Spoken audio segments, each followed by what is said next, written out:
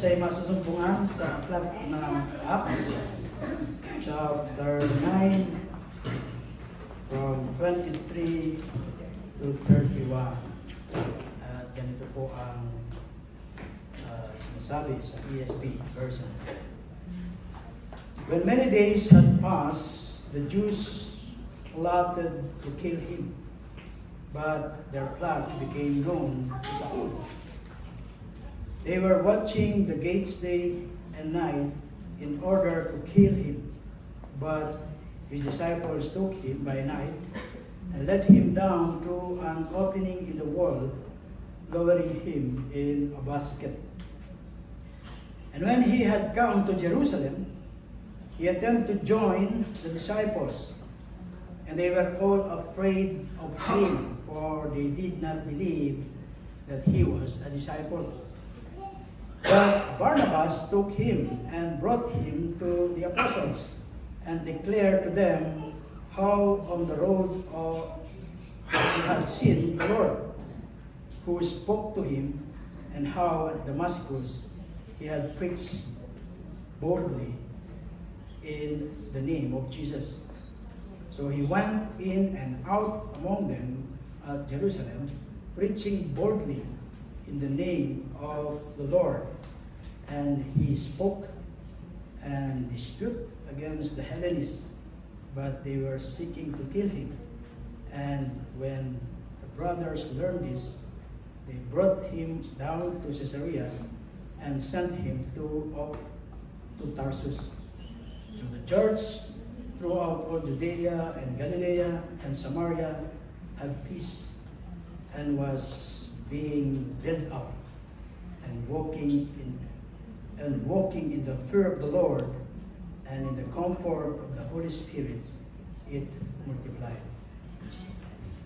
Lord, maraming salamat po God sa oras ito. Hindi kami makakarinig ng iyong mga salita, Panginoon. Continue us, Holy Spirit to God, na siya patuloy na mag-usap, patuloy na magturo sa aming Panginoon. Buksan mo ang spiritual na pandinig ng aming mga puso, Panginoon. Dito, Diyos, yung mga wala kang tamang ilasyon sa iyo, God, at patuloy kang mangusap sa kanila, God, sa pamigitan ng mga salita, sa tulong ng iyong Holy Spirit. Help us, Lord, at huwag ang lain sa pangalan ni Jesus. Amen.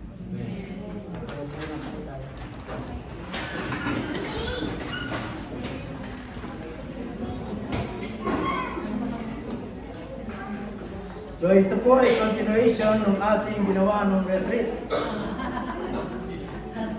Alala niyo pa po ba yung ating mga pinag-aralan doon at itin-practice.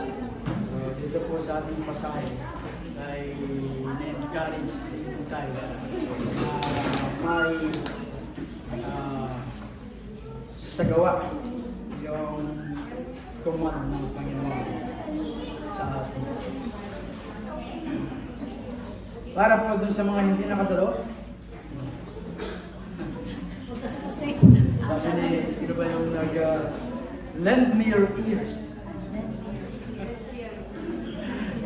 Lend me your ears. Pay attention. Napag-aralan natin yung kay Lydia, habang nagsasalita si mga alagad, siya ay mahigpit na nakikinig. Yung focus niya nandun sa salita ng Panginoon, sa pinapangalan itong mga disipulo. Ito pong chapter 9 of Acts ay isa pong istorya ng conversion ni Apostle Paul. At nakita po natin yan sa ating mga nakaraang pag-aaral. Si Paul, si Saul of Tarsus na naging mighty Apostle Paul. From Saul to Paul. But hindi po ganun lang kadali yun. Babasahin natin yung kanyang istorya, taon. Bago siya naging mighty Apostle Paul. At makikita po natin sa opening verse ng ating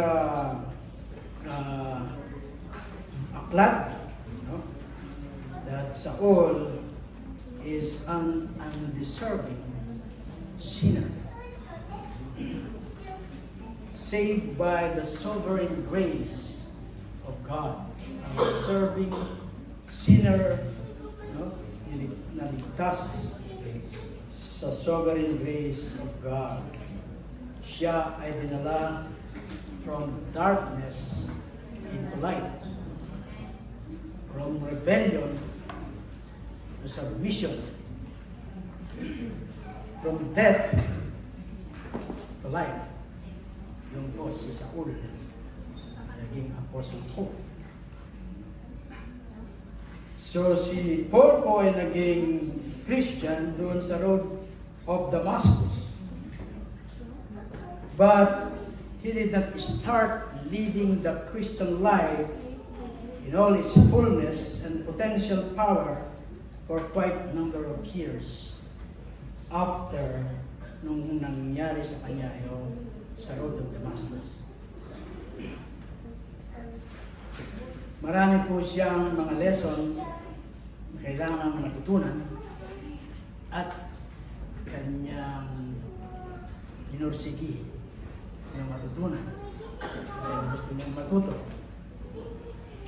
Marami sa atin gustong matuto, pero hindi naman nag-effort o hindi naman naghahanap o gumagawa ng mga ways para matuto. But Apostle Paul ay ginawa po niya yung kanyang part para malaman yung mga lesson na kanyang dapat malaman upang mamuhay siya bilang isang mananampalataya ni Kristo.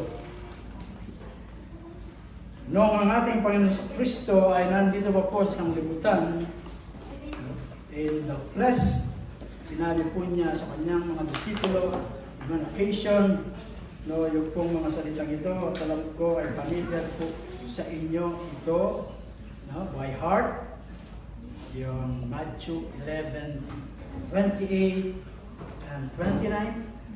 Sabi po ng ating Panginoon sa Kristo, "Come unto me, all you who labor and heavy laden, and I will give you rest." Come unto me, sabi niya. Lumapit kayo sa akin. Bakit? Para bibigyan ko kayo ng kapahingahan. Hindi po yung rest in peace.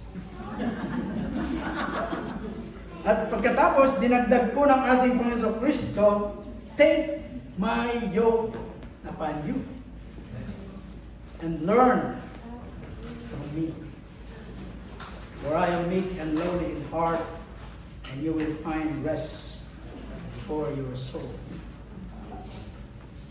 So ito pong mga verses na to, dalawang verses, magkahiwalay na stage in Christian development.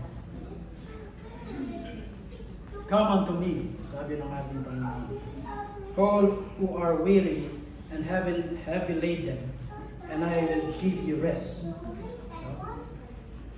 That is how to become a Christian. Simple pong statement, nagmumula sa Ebanghelyo, sa Gospel, 3 word, "Come unto me," sabi ng Panginoon. Hindi po siya nagdagdag ng anumang qualification. Just come unto me, who you are. Come unto me and bring all your problems, all your troubles, your concern, your cares. Don't try to clean yourself up, make yourself better. Just come as you are. Sabi ko ng Panginoon. May correction ito dun sa ating pasahe. At yung title natin, "The Disciples Suffer for Jesus." Kaya po sa dulo ng ating scripture reading, no, hindi lamang tayo naniwala, no, tinawag to believe, but to suffer for Christ's sake. Ayun po yung invitation ng ating Panginoon Kristo. At ano po yung promise? No, kapag tayo ay lumapit sa kanya, sabi niya, I will give you rest. At marami pong mga tao, mga kakang centuries, na lumapit sa ating Panginoon Kristo. At yung mga katagang nun, exactly yung kanilang na-experience o natamo. Rest of heart. But hindi lang po yun. Sabi niya, marami pa. No? Sabi niya, take my yoke upon you and learn from me, and you will find rest for your soul. Naging daw tayong Kristiyano, mananampalataya sa ating pag-repent at lumapit tayo sa Panginoon, nag-repent at inaccept natin siya bilang Panginoon at tagapagligtas. But we learn how to live as a Christian, how to live a Christian life by taking Christ's yoke upon us. We cannot really live the Christian life until we assume the yoke of Christ. Alam niyo po ba yung yoke? Hindi po yung egg yolk. Ito po yung pakod sa kapangkangan. Pakod sa kapangkangan. Kamasok. Ang dalawang, ano ba yung asno? Ayan. Ang dalawang baka, no? Para ma-full nila yung load, no? Magkatuwang sila doon sa paghila. Kaya di tayo pwedeng muhay ng ating Christian life kung hindi natin kasama ang Panginoong Kristo. To take on the yoke of Christ means to submit to Him. Nagsasubmit po ba tayo sa ating Panginoong Jesus? Means to submit to His leadership. Sasubmit po ba tayo sa leadership ng Panginoon? O dun sa Kanyang Lordship? So hindi po natin siya naging tagapagligtas bago natin siya naging Lord. Naging Lord natin siya, then naging tagapagligtas natin siya. Pag binasa niyo po yung mga pasahe sa Bible, believe in the Lord Jesus Christ. Laging nauna yung the Lord Jesus Christ. Then, He has become our Savior. At yun po yung ating pasahe. Hindi ko nababasahin ulit.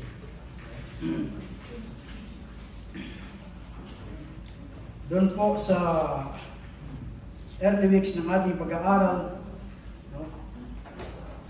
Doon sa Christian life ni Apostle Paul, at malalaman natin hanggang sa point na ito sa ating pasahe, no? Siya po ay si Saul. Sabi ron sa ating pasahe, no? But their plot became known to Saul. So at this point, siya po ay Saul, kanyang pangalan.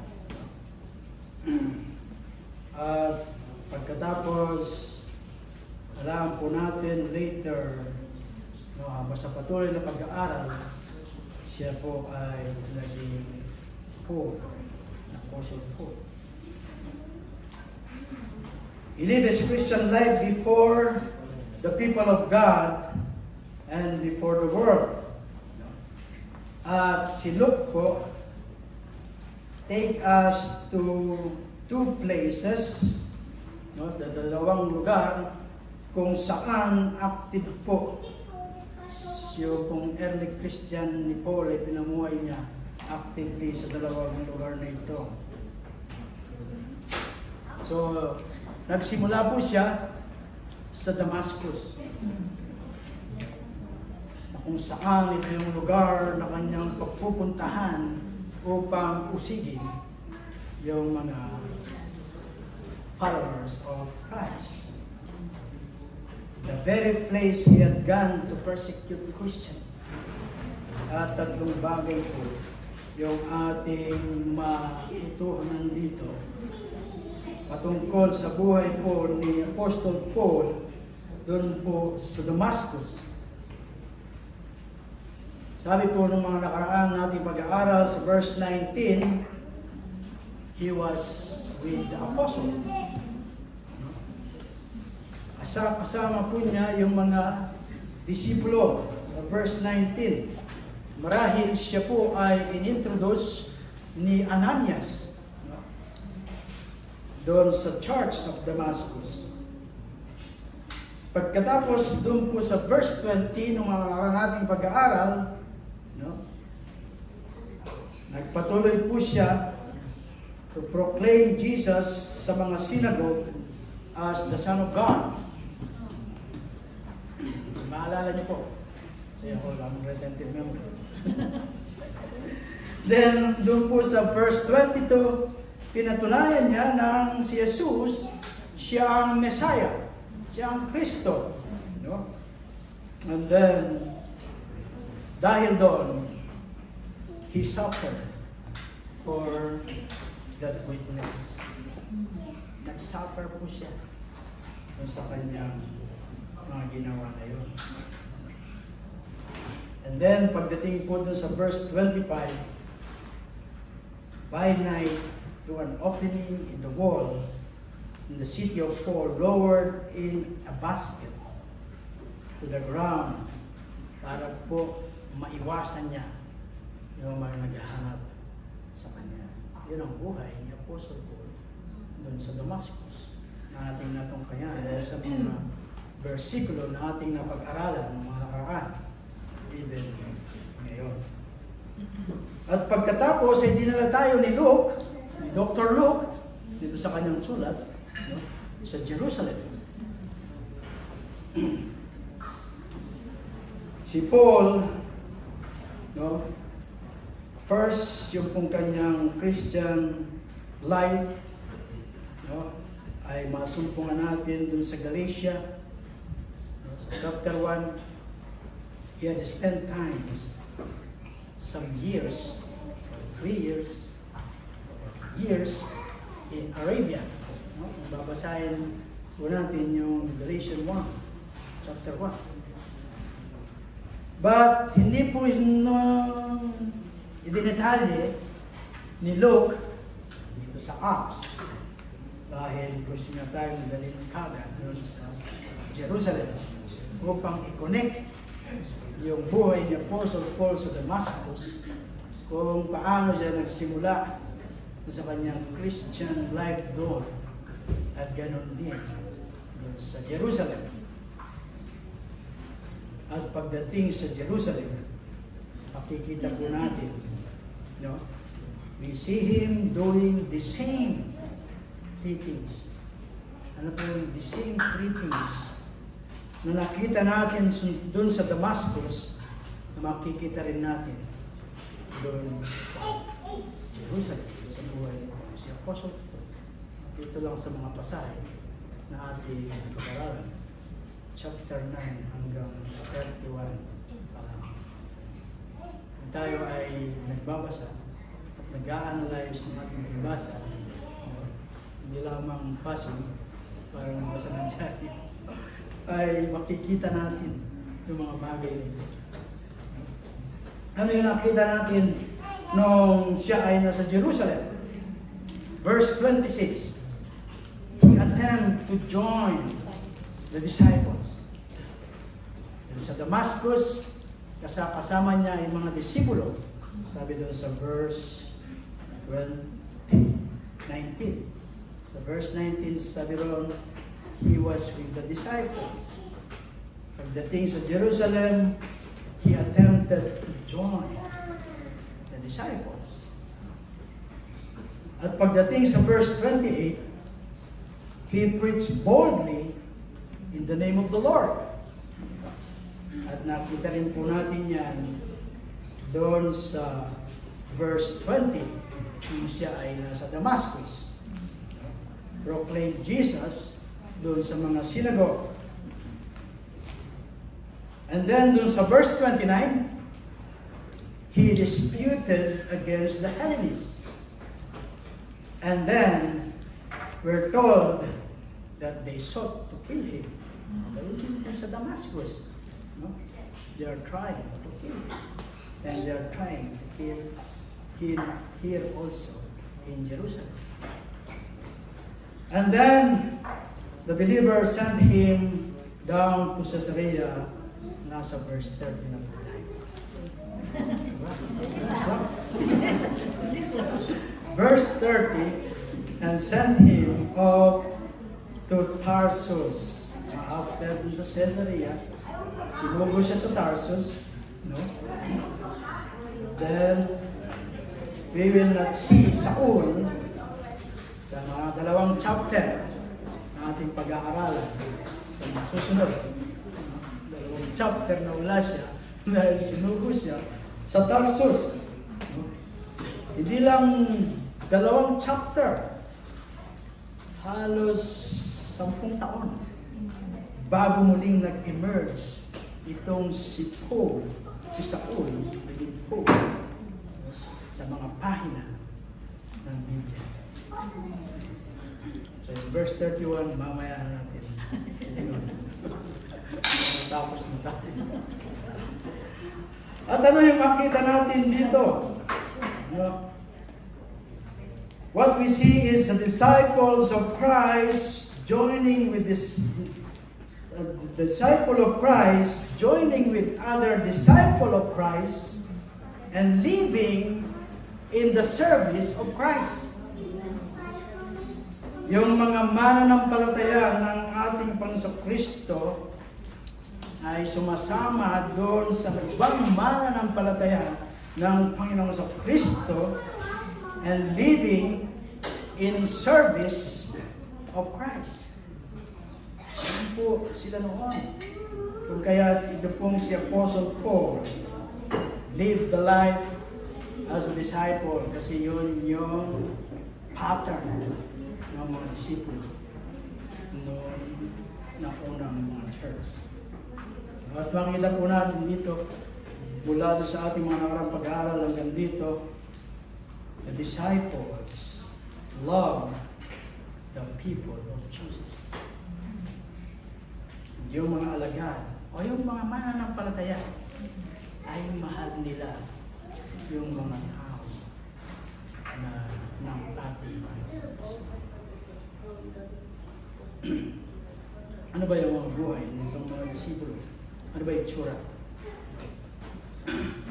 At makita natin sa banal na kasulatan kung paano yung tsura o look like itong buhay ng isang disipulo o mananampalataya. What does the life of a disciple look like? Una, the disciples love the people of God. Paul has been a persecutor of the church. Pag-aralan po natin yan. Ang pangayong sa ibret. No? Kung ano yung hiningan niya. Ganun yung siya kung umusig ng mga tagasunod ni Kristo. You know? He has been a persecutor of the church, now a participant in the church. Dati persecutor siya ng iglesia ni Kristo. Ngayon, siya ay participant in the church.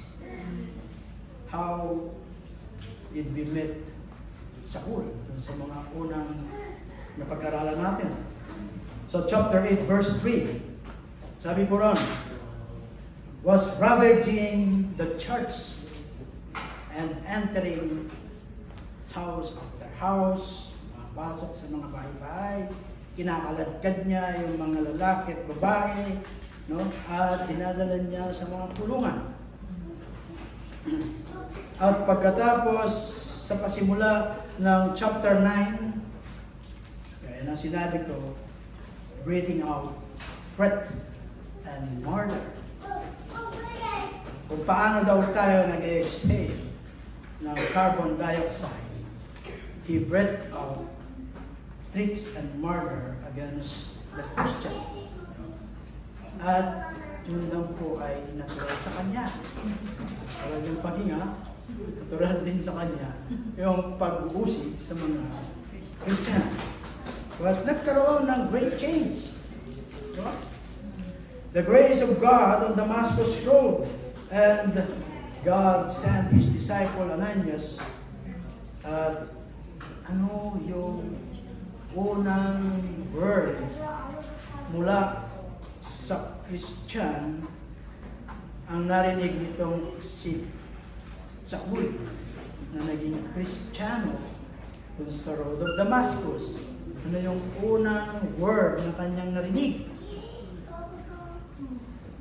Verse 17. Sabi po ni Ananias, brother. Yun yung kaunang narinig sa Christian mouth. Brother Saul. Isa na siyang kabahagi ng pamilya. He is a disciple of Christ. He has taken Christ as Lord and Savior. He has taken His church as well. Hindi lang niya tinanggap ang Panginoon Kristo, but course, yung body of Christ. At ano pa yung ating makikita? No? Dalawang bagay yung makikita pa rin natin about Saul's participation in the Church of God. Una, napapansin po natin yung kanyang priority. Nakita niyo po ba doon sa Damascus, no? At doon sa Jerusalem, kagaya ng nabanggit ko kanina, he goes to Damascus and goes to Jerusalem. No? Ano po yung first thing na kanyang ginawa? To join with the disciples of Christ. So verse 19, kasama siya ng mga alagad. Sa verse 25, siya ay nag-attempt na sumama sa mga alagad. 19:26. At hindi raw simple, no, yung kanyang naranasan na makipag-associate sa kanila. He spent times with them. Bumugol siya ng mga oras upang makasama niya at magkakilanlan sila ng mga alagad. Doon sa verse 26, sabi ron, he joined. Pagbabalikan natin yung chapter 5, verse 13, kung maalala niyo pa yun, dahil nasa chapter 9 na tayo. No? Nung sila ay napuspos ng banal na espiritu, at sila ay nagsasalita ng mga iba't ibang wika, no? Na inahayag ang kabutihan ng Diyos, sabi ng iba, ang hirap yata magsama. So, no? But dito nakita natin si Apostle Paul, si Saul. Join the disciples, he attempt to join the disciples doon sa Jerusalem. At yun yung priority ni Paul. Ano po yung priority ni Paul? To join the Church of God. To join the Church of God. Magkatapos siyang naging Christian, sabi doon sa ating pag-aaral, dahil siya ay nawalan ng kanimin, after malaglag yung kaliskis, nakakita siya, tumayo, no? At nagpabautismo. So, naging Christian, Nabautismo siya, at ngayon, ano yung priority niya? To join the Church of God. Nakita niyo po ba yung pattern? At ganun yung pattern ng buong Acts. Kung God's willing ay matatapos natin yung Acts. Nandito pa tayo. But mapapansin din natin na si Paul, no, yung kung kanyang patient. Alam natin that Paul is a converted of God at hindi po siya binigyan ng red carpet treatment. Itong sa iglesia, sa church. This man, converted by God, is met with severe and skepticism on the part of the church. At nagsimula, maalala natin, doon sa pasahe na ating mga nakaraan, no, kay Ananias, ang sabi ng ating Panginoon Kristo, Ananias, magtungo ka kay Saul. Ano ang sagot nitong si Ananias? Lord, hindi mo ba nakikilala yung taong sige. Lord, do you know who this fellow is? Dahil kilala nila si Saul. At sinabi ng Panginoon kay Ananias, no, alam ko, kilala ko siya. Kaya pinapupunta kita sa kanya. At ano ang ginawa ni Ananias? So, nagtungo siya kay Saul. At pagkatapos nang siya ay dumating sa Jerusalem, ay pinakita sa atin ni Luke kung paano niya isinulat dun sa Jerusalem. Sabi niya dun sa verse 26, he attempted to join the disciples. Paul has a hard goal of it, but merong kadahilanan kung bakit sila ay takot sa kanya. Dahil sila ay hindi naniniwala na siya ay isa ng disipulo. At alam nila kung sino si Paul, ay si Saul. Kaya sila ay takot. No? Imagine mo dun sa Jerusalem na kanyang pinuntahan. Meron doon mga lalaki at babae sa church ng Jerusalem na pinag-uusig marahil yung mga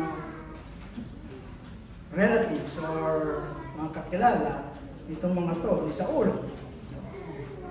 Baka dun sa mga tao dun sa church ng Jerusalem, merong isang babae na yung kanyang asawa ay kinalagkad patungo sa kulungan. O marahil naman doon sa kalupunan na yon ay merong isang lalaki na yung ding kanyang asawang babae ay kinalagkat din na dalhin doon sa kulungan. At di naman kaya yung iba ay nahatulan pa ng kamatayan. At kung makikita natin doon sa chapter 26, sabi ni Saul kay Agrippa, no? Saul tells Agrippa sa 26 chapter, he casts his vote for execution. Imagine niyo kung anong takot yung kanilang mararamdaman pag nakita nila itong si Saul. Baka parating pa lang siya, ay tatamo na. Alam ko na yung mga iniisip nyo. Tatamo ka na. Look, who is this man? Where did he come from? Saan siya nagmula? Baka siya lang isang spy o kaya nagpaplano. No? What's going on? Ano yung nangyayari? Diba, ganun din yung iba kapag nakita nila tayo. Nung tayo ay maging mananampalataya. Ilalagnat ka ba? Kapatid? Ba't ganyan ka ngayon? Hindi ka nakagaya noon.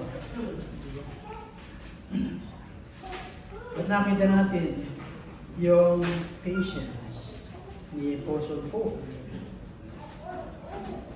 Pinangaral na niya yung ating Panginoong Kristo at ngayon dumating siya sa Jerusalem, the old city. No? Unang pagkakataon, gusto niyang magsama doon sa people of God at sila ay natatakot sa kanya. But makikita natin dito, no? In God's mercy, He provides Barnabas. He provides Barnabas. At si Barnabas, dinala niya siya sa church at sa mga disipulo. At ang kanyang sinang, sa verse 27, sabi doon, he saw the Lord and he was preached boldly in the name of Jesus. So pinatawad na siya ng Panginoong Jesus. He has returned from his former ways and he wins the confidence of the church. Kung pa lang yan win, yung confidence ng church, hindi na tayo uli nito. Ibang Saul na to. Di ba? At pagkatapos sa verse 28, sabi ron, he goes in and out among them. He has free course in the church of Jerusalem. So, what does this have to say to us sa hapon?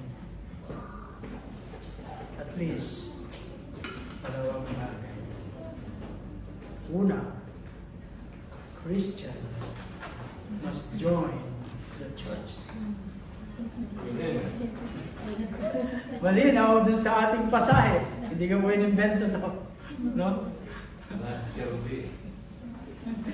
Christian must join the church. No? But before she will join the church, she must be saved and baptized. Then baptized and join the church. Diba? Tamang-tama dun sa ating evangelism. Yeah. Connect to the people. Connect to God. Connect kay Kristo. Connect sa church. Then later makikita natin dito, he is connected in the ministry. Diba? Tama-tama yung ating evangelism mission. Connect with the people. Connect to the Lord. Connect to the church, then connect to the ministry. Yun ang pattern sa Acts na nag-model itong mga disipulo. Yung the chief sinner, no? Pinakita sa atin yung pattern. That is part of the life of the disciples. The disciples joined the church of Jesus Christ. No?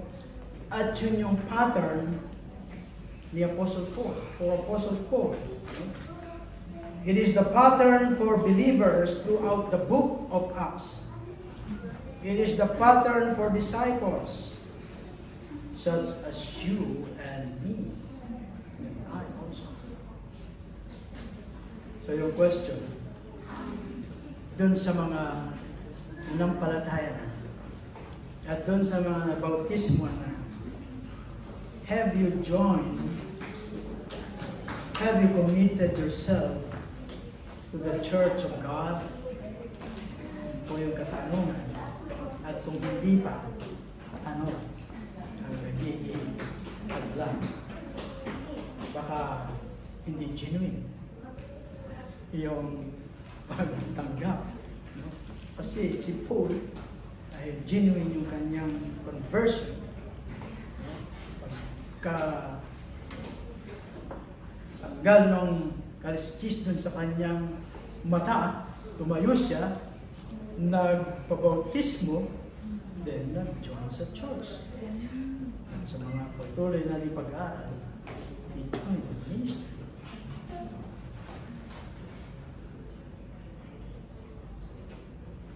We see a sweet spirit of forbearance dun sa church. No? At makita rin natin dito on Saul part, on Paul's part.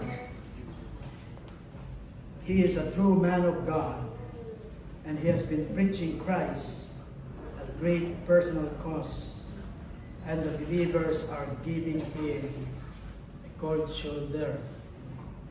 Nangangaral siya sa Panginoong sa Kristo, ganun na lamang yung kanyang passion mangaral, pero merong mga mananampalataya na malamig yung kanilang pagtanggap. At nakikita natin doon yung patience ni Apostle Paul, hindi yung galit. Yung patience. Siguro kung tayo, galit ka, tingnan natin. Kasi magiging yung pagtanggap. But dito, ganun yung naranasan ni Paul, but hindi po siya nagalit because nakita natin yung kanyang patience. At kung tatanungin natin, why is Paul patient? How it is that he waits for a Barnabas to make the introduction. But hinintay pa niya si Barnabas. At makita natin dyan sa sulat niya sa Timoteo, sa Timothy chapter 1, po sa sulat ni Ron, I received mercy from this reason that in me, as the foremost, Jesus Christ might display His perfect patience as an example to those who were to believe in Him for eternal life.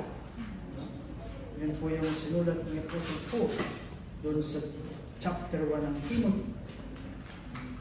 Alam niya, no? He knew Christ patient with him. He will show patience with His people. Pag-aralan natin yung patience ng Panginoon. Gaano siya kapasensya sa atin. Pagkatapos tayo ay walang pasensya sa iba. Diba? Si Aling pasensya na lang. Ang may pasensya. But then the Jerusalem Christians, where he was a man who had done them great harm, and he is standing before them, ready to receive into their fellowship, and they're not ready to receive him. So, nakahanda siya, natanggapin niya sila, but sila hindi ready para tanggapin siya. No? But they roll over. No? Na kuha niya rin yung kanilang loob. Gaya ni Paul, marahil tayo rin naman ay nagtrato gaya ni Apostle Paul. Tayo ay bagong mananampalataya. Hindi man sa iglesia, marahil sa ating pamilya.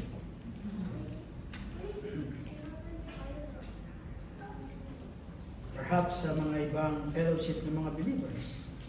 Dahil kilala nila tayo, kung sino tayo, then hirap tanggapin.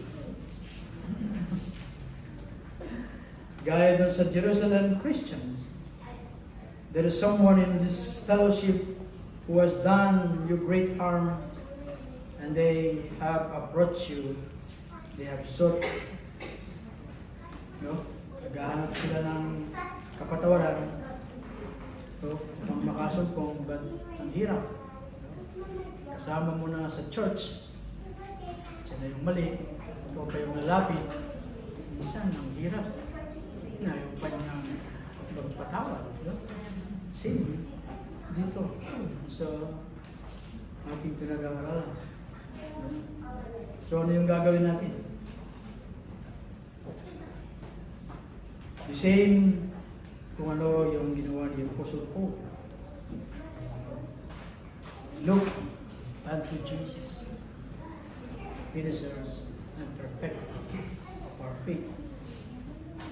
As Paul looked to Christ and remember His patience, no, kung paano yung patience ng ating Panginoon Kristo sa Kanya, no, ay ganun din ipinakita niya yung Kanyang patience sa iba. So these Jerusalem believers, they sought grace to forgive and persuade that this man was penitent. Kaya napaniwala na sila na siya ay disipulo ng ating Panginoon Kristo at tinanggap siya, no, sa kanilang fellowship. Ginagawa nila ito at gagawin din natin because we love the people of God. At hindi lang yun, that the disciples love the people of God. The disciples bear witness to Jesus. The disciples bear witness to Jesus. Ito ngayong si Saul na persecutor is now Saul the proclaimer. Dati persecutor siya. Ngayon siya ay proclaimer. Kita natin sa mga sinagoga ng gano'n na lang kasilos magayag ng salita ng Panginoon. Dati, pumupunta siya sa mga sinagoga. No? Drag niya ay mga mahal ng pagmaya. At ngayon, nangangaral siya. Nakita natin kung ano yung pagbabago ng Jesus na naganap ito sa kay Apostle. At ano pa yung makikita natin? No? Napapansin natin all that it is to Christ that He bears witness. It is of Christ. Siya ay nag-witness, no, sa pangalan ng ating Panginoong Kristo. Hindi Christ, hindi self-centered witness yung kanyang ginawa, hindi Christ-centered witness. He proclaimed Jesus in the synagogue. Sabi dun sa mga verses 20 na ating napag-aralan. He confounded the Jews who live in Damascus at pinatunayan niya na ang Panginoong Jesus, siya ang Kristo, siya ang Messiah. So verse 22, siya yung Messiah. God sent His Son, born of a woman, made under the law, to redeem those under the law. Nabasa po niya natin sa Galatians 4. This Christ, Saul proclaimed, he proclaims Him, the Son of God. God incarnate, Son of David. At nakita po natin na yun yung kanyang focus. To bear witness to Jesus Christ. The majesty of His person. And His work for the salvation of the sinner. It is Christ-centered witness itong ginawa ko Apostle Paul. Makita natin dun sa verse 22, pinatunayan niya ang ating Panginoon Kristo, Panginoon ay siyang Kristo. Doon sa verse 20, 6, he spoke and dispute against the Hellenists. Nakita po natin yung demonstration doon sa paghahayag ni Paul, pag-witness ni Paul sa ating Panginoon sa Kristo. At nakita po natin yung pagbabago, yung radical change of life. Ito si Apostle Paul. He was a man who had bred violence, and he had put away persecution, and he had put away violence. Now, iba na po siya. Nagaya na sinasabi na Corinthians 5:17. Isa na siyang bago nilalang. No? Pag ikaw ay nakipag-isa kay Kristo, isa ka ng bago nilalang. Yung luma ay wala na. Yung bago, nandyan. Baka yung luma, nandyan na. So, suppress yung bago. No? So, sa kay Paul, ay hindi po gano'n yung nangyari. Hindi, wala na yung dating saon. Bagong saon na yung ating nakita dito.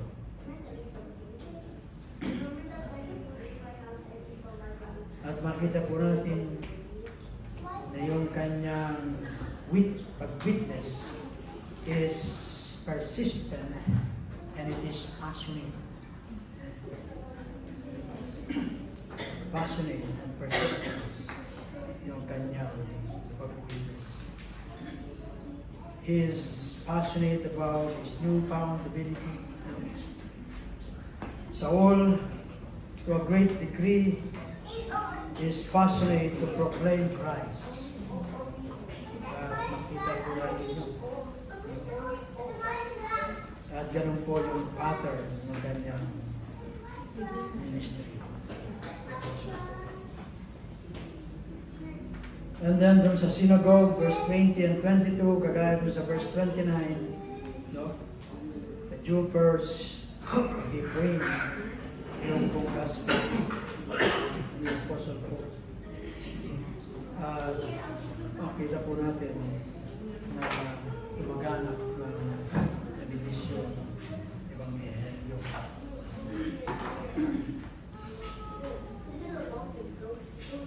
At paano ito i-apply sa ating mga buhay?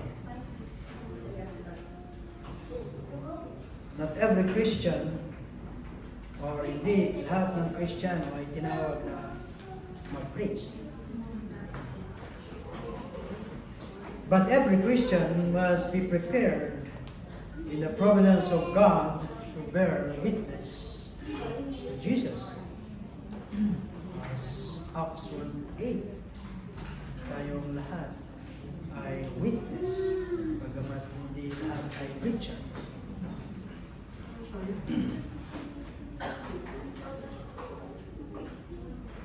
To witness to Jesus, to tell others of who Jesus is at kung ano yung ginawa niya para sa kaligtasan ng mga kasalanan. At dun sa 1 Peter 3 verse 15, sinulat po ni Apostle Paul, Apostle Pedro, sabi niya ron, in your heart, regard Christ as holy, always being prepared to make a defense to anyone who asks you a reason for the hope that is in you. Lagi daw handa para depensahan at ibig yung mga nagtatanong sa reason ng ating pag-asa.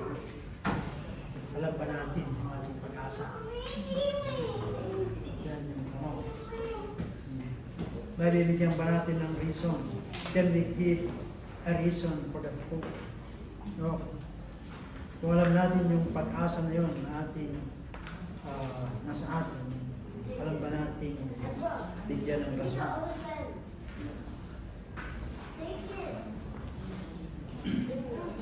you take advantage of the teaching that you hear or reading the Bible so that you can give the reason of that hope that we have. Marahil ay sasabihin ng iba, mahihayin po ako eh. I'm too timid. Hindi po ako gaya ni Saul. I'm not bold. No.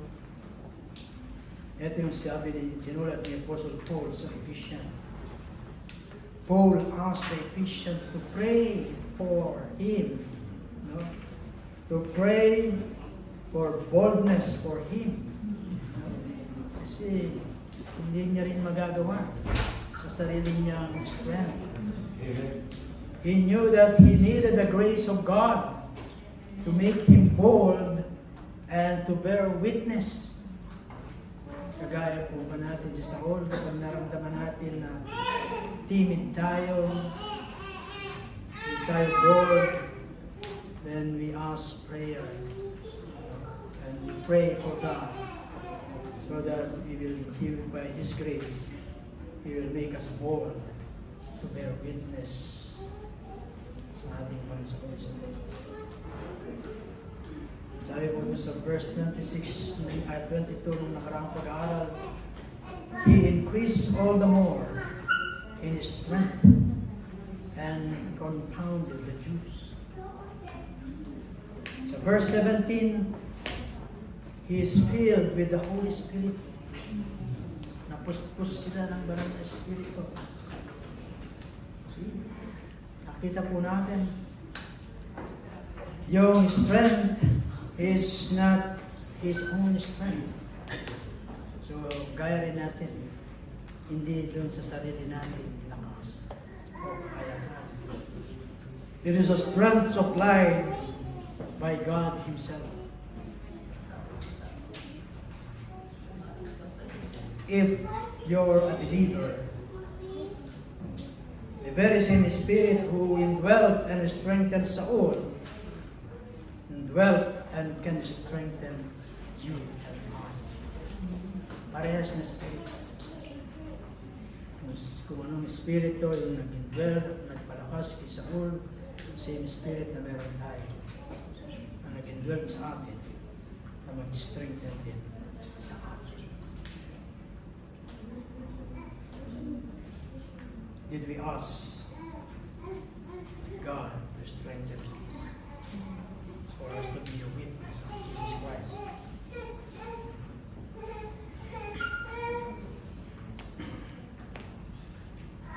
So nakita natin si Saul, no, nakipag-argument, no? Hindi siya gumamit ng sandata. Hindi niya pinverse. Hindi siya gumamit ng ano pang weapon. So the gospel is not advanced by sa mga suicide bombing. Suicide bomb mo para bago sila. The gospel did not advance by social pressure. Oh, dahil may pressure, kaya napilitan ako mag-ibig. No? The gospel is not advanced dahil sa ano pa man. The gospel is advanced by making Christ known. His person and His work, pressing those claims upon those who need to hear it. Ito pong si B.B. Warfield. Ito po yung kanyang sinabi. Kilala niyo siya, si Warfield. Mamaya, may kilala siya. The distinction of Christianity that it has come into the world clothed with a mission to reason its way to dominion. It will put all its enemies under His feet. Ito yung sabi ni Warfield. We see Saul renouncing the very life to advance the gospel preaching, by witness to Jesus Christ, so the disciples bear witness to Jesus. Not only love the people of God, but bear witness to Jesus. And then the disciples suffer for Jesus. Nasa verse 23 na po.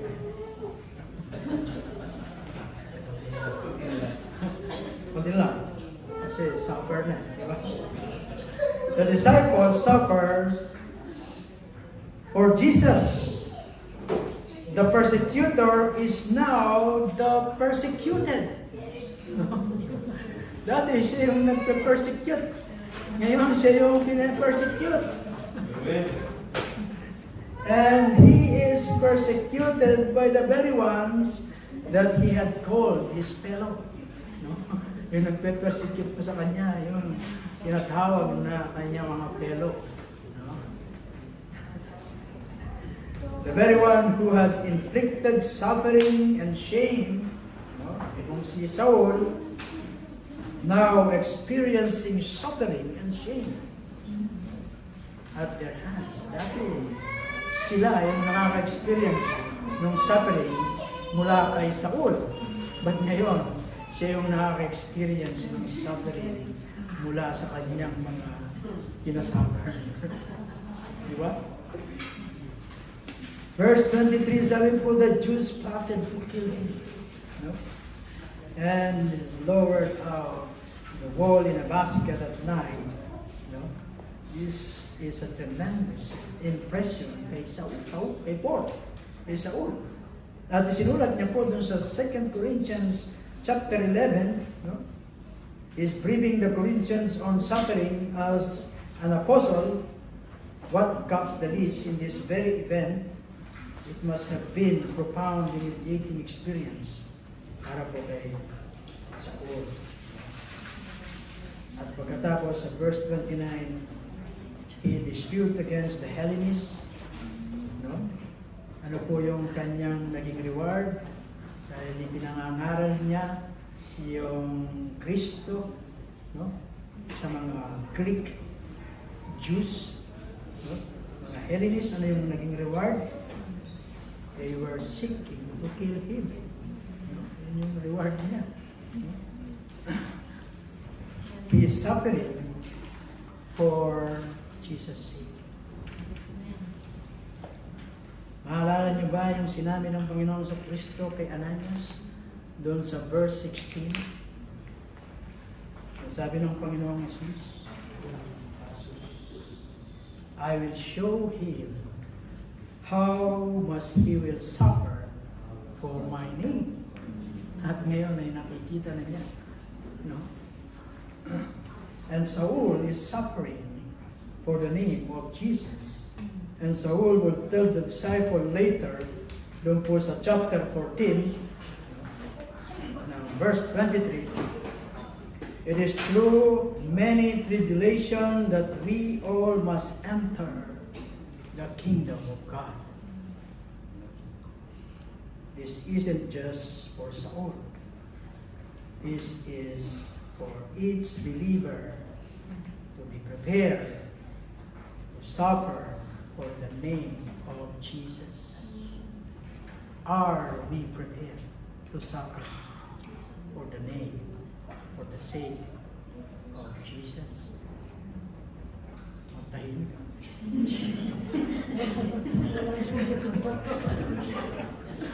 Ayaw.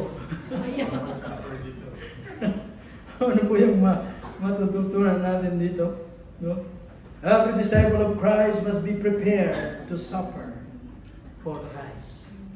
No? Hindi po bedo process pag ikaw ay naging Kristiyano. At ano po yung isinulat ni Paul kay Timothy? Everyone who wants to live godly in Christ Jesus will be persecuted. And your temptation and my temptation is to be surprised when it comes.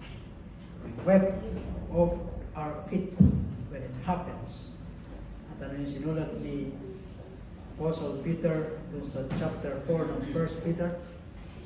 Beloved, do not be surprised at the fiery trials when it comes upon you to test you, as though something strange were happening to you. Expect na po natin yung suffering for Christ. But if you are suffering hindi for Christ, yan ibang suffering yan. Then, you need to come to Jesus, gaya ng kanyang invitation, and He will give you rest.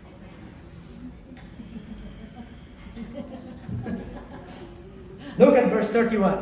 Yeah. Praise God. So the church throughout the Judea and Galilee and Samaria had peace and has been built up and walking in the fear of the Lord and in the comfort of the Holy Spirit, it multiplied. God gives His church peace and she flourished. The church growing in number, not only growing in number, but growing in maturity. Hindi po maturity sa edad. Maturity doon sa Christian life. Hindi na baby. No? At yung banal na kasulatan ay sinasabi po sa atin why the church is flourishing. No? Why the church is flourishing. Nandun po sa text na ito. It is as you walk in the fear of the Lord and in the comfort of the Holy Spirit, it multiplies.